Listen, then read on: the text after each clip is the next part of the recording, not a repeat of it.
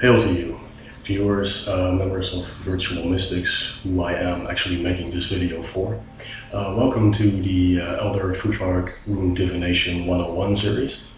What we will be discussing today here is things like what are the runes, how does one go about reading the runes, what was their original purpose, how can they be used for divination, that sort of thing. So I would suggest we just get started, and yeah, we'll see where we end up, right? So what exactly is a rune? Well, I have a little example right here. What you see is the rune Fehu, or wealth cattle. It is a small carved magical shamanic arcane symbol, if you will, that one can carve or paint or whatever on a certain kind of surface, whether it be wood, metal, whether it be painted on. It doesn't really matter. It doesn't really matter how it is done. It is your intent behind painting such a thing or carving such a thing that is what determines its power, its strength, because you see, the runes are more than just a magical symbol. They are, in fact, the creative and destructive forces of the universe, and even the gods themselves are subject to this kind of a force. There is a consciousness greater than the gods that we know in Norse and Germanic mythology, and personally I refer to this entity as the Great Spirit. Some other people might prefer terms such as all that is, or God, or the universe, source, whichever floats your boat, basically. For the purpose of these videos, I will refer to this entity or force or pure consciousness as all that is, to keep it non-denominational. Personally, I am an eclectic shaman. I don't follow any one path. My service, my life is dedicated to this consciousness, not to any particular pantheon or monotheistic deity aside from this spirit. I do honor my ancestors and the gods of my ancestors, you know, such as Odin, Thor, or Wodan, as they are. You know, we have different names for them in the more Germanic parts of the world, but I will, for the purpose of this video, refer to entities such as this by their more well-known names, as they are known in past, like Asatru, which is basically Reconstructionist Norse paganistic worship. Anyway, so yeah, a little bit of background on that, and exactly what we're talking about in terms of terminology, and what we will be discussing, because we'll be mentioning certain names and deities and energies and forces, and for those of you who are not familiar with them, I felt it would be appropriate to you know, just give you a quick recap of what we're talking about here. So yeah, let's get started. What actually is the meaning of the word rune? Well, first off, in Old Norse, the word runa, R-U-N-A, it means secret, it means mystery, something along those lines. Basically something that is hidden, something that is well kept from others, because a mystery or a secret is usually kept from other people. So yeah, it is rather unclear where exactly the original runes come from. The truth is, we do not know. There are many theories out there, such as, you know, like the old Germanic tribes traded with the Romans, and they you know, had the Latin alphabet, and they decided to sort of like mimic that sort of thing. But the truth, honest to God, is just we don't know. We just don't know. We do know, however, that runes were originally, as I mentioned previously, were used in shamanic and in occult, in mystic practices. They have always been used for runic magic, which is beyond the scope of this video, so I will not get into that because this video is, as the title states, purely about divination. So the reason I'm mentioning this is because one needs to realize that the runes are so much more than just a divination tool, and they should be treated with respect. And a cautionary warning, because of what they represent, the creative forces, the destructive forces. If one is not willing to handle the runes with respect, one probably should not be reading with them. So just a fair warning, not to intimidate, not to sound like haughty about it or anything, but if one is not willing to handle the responsibility of handling these sacred symbols, then I just feel that it's not appropriate for somebody to do so. That said, if one is willing to show respect to them, if one is willing to treat them what they are and not just think that they're just some kind of fun divination method that one can use on occasion, which in and of itself is okay, as long as, again, you pay appropriate respect. Because you see, there is a principle in old Germanic and Norse traditions where a gift for a gift. The seventh rune, Gable, this one, this the shape of an X, is where our lucky number 7 apparently comes from. It means gift, it means love, it means forgiveness, but it also represents a kiss. It represents, an exchange of energies, an exchange of gifts in whatever form. In other words, in more modern day spiritual expressions, one could say that when one puts something out there, whether it be the universe or social interaction, whether it be through gifts, whether it be, I'm not talking actual physical gifts here, such as for one's birthday, it would have been customary in those days, in that culture, to give a gift in return. And so when one handles the power of the runes, one receives a very, very strong, very powerful gift, and one has to give back.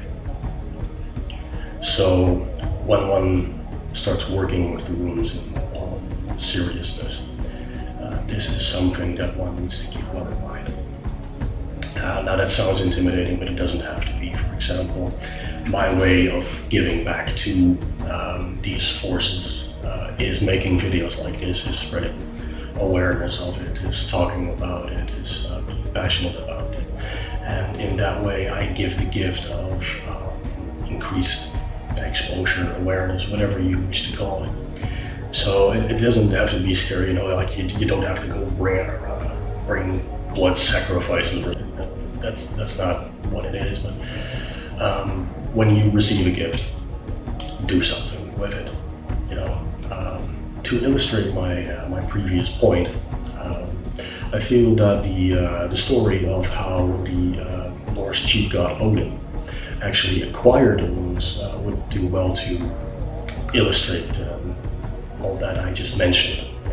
So one day Odin decided that he wanted to receive the gift of the runes. He wanted to understand them, because Odin is somebody who quests for knowledge, he quests for immortality, he quests for ways to stave off Ragnarok, which in our religious belief systems might be equated to Judgment Day. So he basically, what he did was, because there was no one higher in the Norse pantheon than he himself, so what he did was he went up to the world tree, Yggdrasil, and he hung himself from one of his branches, from its branches, I should say. And for 9 days and 9 nights, after stabbing himself with his spear, a sacrifice of himself to himself, after those 9 days and 9 nights, he finally basically was given the gift of understanding of the runes. And so this was something that was obviously a very painful process for him, because, you know, we would probably die if we stabbed ourselves and hung ourselves from, you know, from a tree or something like that. But, you know, he's a god, and yeah, he survived the ordeal, and he walked away with the knowledge of the runes. Another similar illustration would be Odin walking up to the well of Urd to gain some of the mead of inspiration of poetry. Which is another Nordic god, who was basically guarding this well. He's like, well, you need to make a sacrifice of yourself in order to gain this inspiration. And so what Odin did, he carved out one of his eyes, and he said, here is your offering. And he was allowed to drink some of this this mead of inspiration, of knowledge, whatever you wish to call it.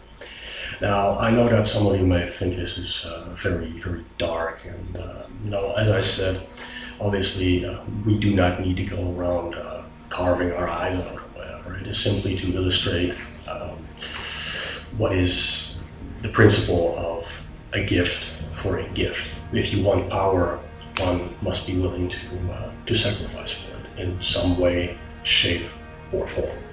And the runes are, as mentioned, very powerful symbols indeed, if applied properly. Now, now that I'm done with all the cautionary tales and all the warnings and you know, all that, let's get on with the fairly relatively lighthearted runic divination stuff.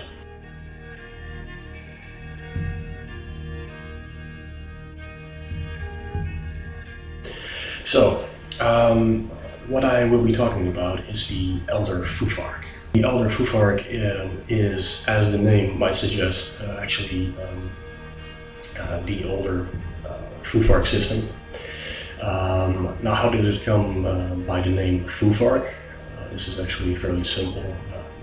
It derives this name from the very first 6 runes in the runic alphabet, which, by the way, it originally was not. It was not an alphabet when it first started out. They were a series of arcane symbols. Later on, I believe it was around 200 AD, they actually started to be used in an alphabetical sense. But originally they were iconographic kinds of symbols, in the same way that you could think of hieroglyphs as. They told stories, they were symbols that harnessed certain powers, as will become evident as we progress through each individual rune in the series. So yeah, the first 6 runes are Fehu, which is the F in Futhark. The second is Urus, which would be the U in Futhark.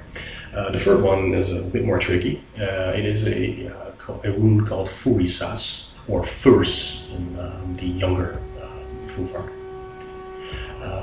This rune stands for both T and H. The way we pronounce the name of the god Thor, we do not say Thor, we say Thor. And this rune is the origin of that, basically. So the TH in Futhark comes from this third rune. The fourth rune is Ansus, and this makes up the fourth letter.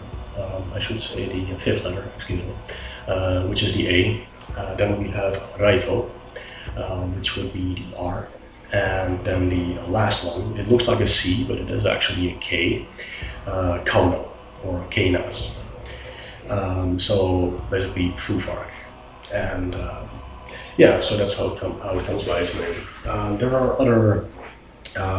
other runic systems which derive from this, such as the younger Futhark, also called the Scandinavian Futhark. This one has 18 runes in it. Then there is also the Anglo-Saxon Futhark with an O and with a C at the end. And this one has a number of runes ranging anywhere between 28 and 33, depending on time and place that you look into. There is also another system which I will not be getting into called the Alaman.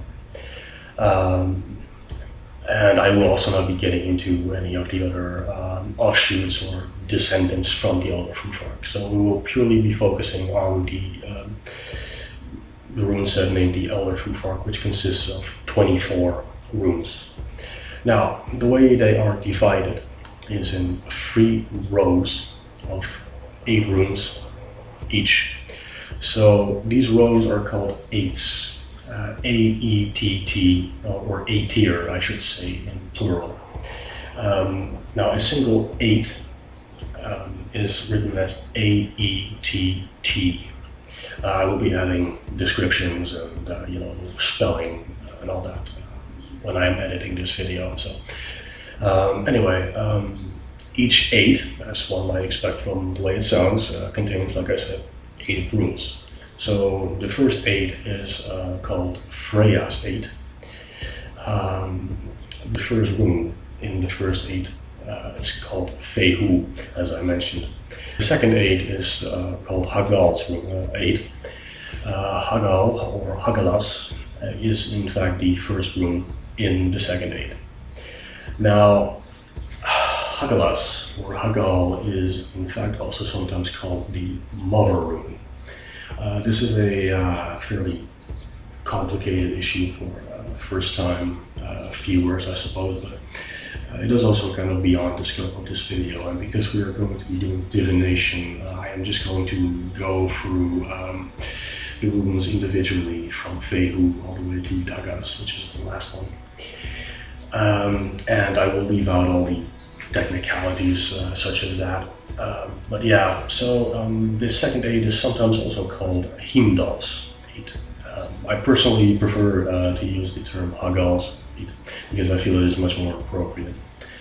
And the third one is called Tyr's 8 or Tivas 8. And Tivas is also the first rune in the third 8. So yeah, so to give you a basic rundown of all that stuff, I will be showing you a little table of all the runes sorted in their particular 8s.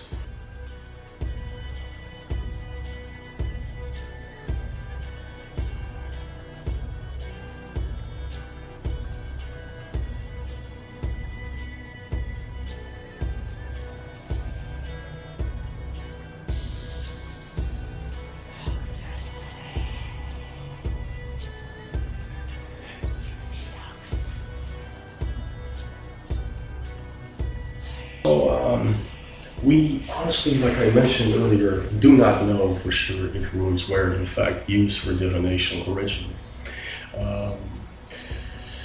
But there is some good evidence that this may in fact have been the case. Don't take my word for it, however, if you're curious to know this, you might want to research it for yourself, come to your own conclusions. But basically, why we think this is because the Roman writer Tacitus, in his writing Germania in chapter 10, it was written around 97 AD, and he describes something done by one of the tribes he encountered that is very, very similar to, in fact, how we would be doing rune readings today. Now I will read this for you. So basically what he describes is, to divination they pay much attention. Their method is a simple one. They cut a branch from a fruit-bearing tree and divide it into small pieces, which they mark with certain distinctive signs and scatter at random onto a white cloth. Then the priest of the community, if it is done publicly, or the father of the family, if it is done privately, after invoking the gods and with eyes raised to heaven, picks up 3 pieces, one at a time, and interprets them in accordance with the signs previously marked on them. So this seems a lot like like a free rune spread cast, basically. But again, we are not sure if this is actually what they were doing.